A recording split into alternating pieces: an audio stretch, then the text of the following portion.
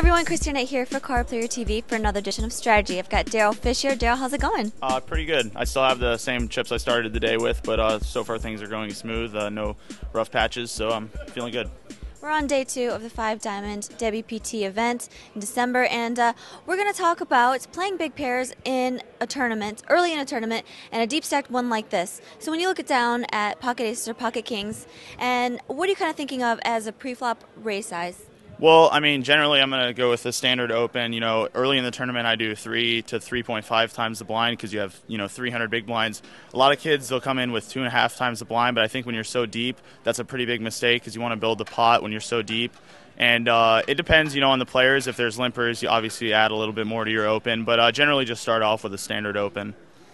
What about re-raising pre-flop with that kind of hand? It seems like when you're so deep that people are going to be calling re-raises a lot anyway. Is that something that sometimes you might want to flat, or do you always re-raise? Like, what's your thinking behind that? Well, that's a good question. It depends a lot on your opponent. If you're playing against someone who opened who is likely to call a big re-raise pre-flop and play a big pot with like top pair, if they have queen jack, then you definitely want to build a pot and re-raise them. But there's other players that if you re-raise them and they're out of position, they're going to fold a lot of hands and you're going to lose a lot of value you might have gotten made up for post-flop if you just flatted them. So it really depends on who you're playing against. But on average, early in the tournament, you want to be re-raising, try to build a pot so you can play, a bigger pot post-flop with those hands.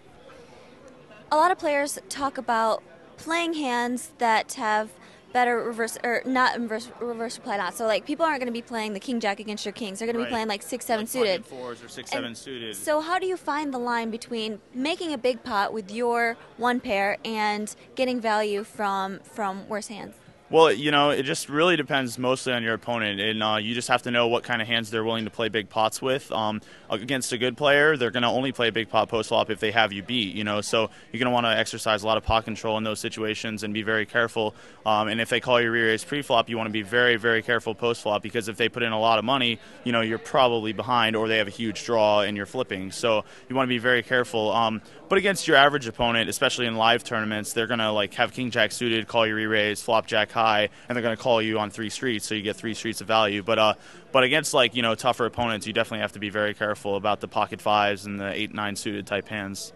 So it seems like in general you don't mind making the pot bigger pre-flop, but you need to be very wary on coordinated boards. Maybe if they're like check raising you and putting in a lot of on like wet flops, like say someone opens a good player, for instance, you re-raise, it comes like the 6-7-8 with 2 spades. On that kind of flop, you want to be very careful, and sometimes you might want to even check behind on the flop and represent like an ace-king type hand that missed, and then if they bet the turn and river, you can just call and they might be bluffing and you might get more value that way, or they wouldn't have given you more than 2 streets of value anyway, so you just get the same bets you would have gotten if you bet and they called. So it really, it depends a lot on the flop texture, and on wet boards, you really want to be careful not to put in like multiple bets on any street. How important is it to be able to fold your big pairs early in a tournament when you have such deep stacks? It's very important. Pretty early on, if you're a good player and you feel like you have a skill edge, you should really only be playing big pots with like sets, straights, open-ended straight flush draws, that type of hand. There are, of course, exceptions against someone, that's crazy, and they're going to play king-queen like it's the nuts on a king-high board, and if you have aces, you just have to stack off to those type of players. But in general, you really want to be playing like much smaller pots, trying to just get one bet in on each street, and just be careful with those types of hands. Thank you so much. No problem. Thanks for having me.